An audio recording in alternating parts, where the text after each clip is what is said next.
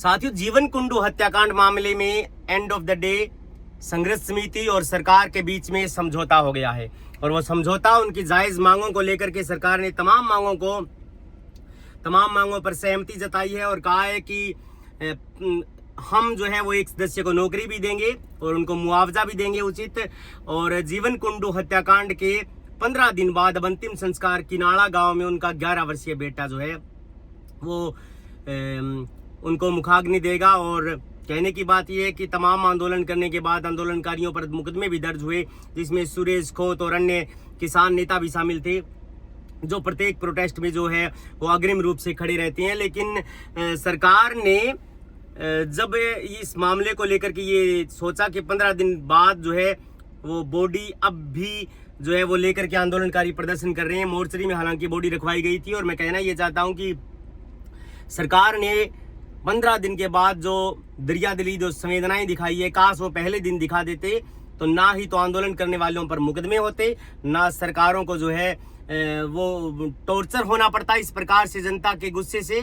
क्योंकि जब भाजपा सरकार टेस्ट करके देखती है इन चीजों को कि लोग तुम्हारे खिलाफ कितने ज्यादा खिलाफ होते हैं, कितनी स्टेज तक होते हैं, इसका क्या दुष्परिणाम हो सकता है। अगर आंदोलन को दबा और कुचल दिया जाए तो ठीक बात, एंड ऑफ द डे वो बाद में जब उनकी नाक तक पानी पहुंच जाता है तब वो जाकर के गंभीर फैसले लेते हैं। लेकिन सरकार को सोचना चाहिए कि तमाम चीजें राजनीतिक मामलों को दरकिनार कर रखते हुए उनको ये फैसला लेना चाहिए कि पीड़ित परिवार को न्याय मिले। सरकार का काम है किसी भी व्यक्ति की जान और माल की रक्षा करना।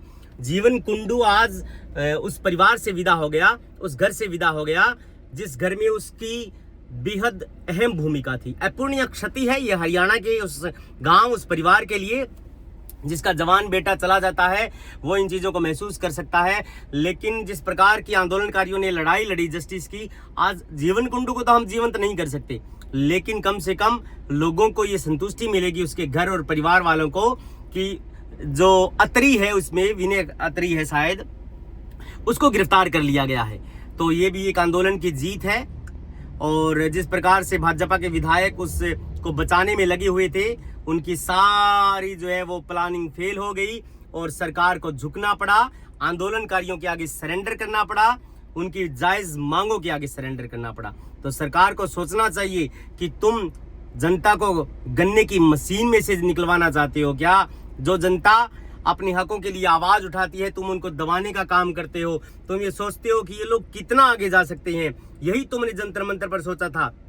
इंटेलिजेंस को बिल्कुल भरोसा नहीं था कि जनता इतनी उग्र हो जाएगी। ये लोग ऐसे बदतमीजी से बयान देते थे कि ये भाजपा की सरकार है, यहाँ पर इस्तीफे नहीं होते, लेकिन सरकार को सरेंडर करना पड़ा। तो आप टेस्टिंग कर रहे हो क्या लोगों की? आप चेक कर रहे हो लोग कितने ज्यादा उग्र होते हैं, लेकिन एंड ऑफ द डे झुकना आपको ही पड़ा। अगर ये बात आप 15वें और 16वें दिन मानते हो, जायज मांगों के लिए आपको पहले दिन मान लेनी चाहिए थी, तो सरकार की वाहवाही होती। सरकार का एक मैसेज आता जनता के अंदर कि वास्तव में ऐसी सरकार है जो न्याय नहीं करती है, ओनली न्याय होता हुआ प्रतीत होता है। न्याय का एक सिद्धांत है, न्याय सिर्फ होना नहीं चाहिए बल्कि न्याय होता हुआ लोगों को दिखना चाहिए। लेकिन आज भी लोगों को सड़कों के ऊपर आना पड़ रहा है, आज भी लोगों को प्रोटेस्ट करनी पड़ रही है न्याय के लिए। आजादी के 80 साल बाद भी हम इस बात को लेकर के सड़कों के ऊपर होते हैं कि हमें न्याय चाहिए। तो फिर किस बात की आजादी के गुणगान कर रहे हो आप?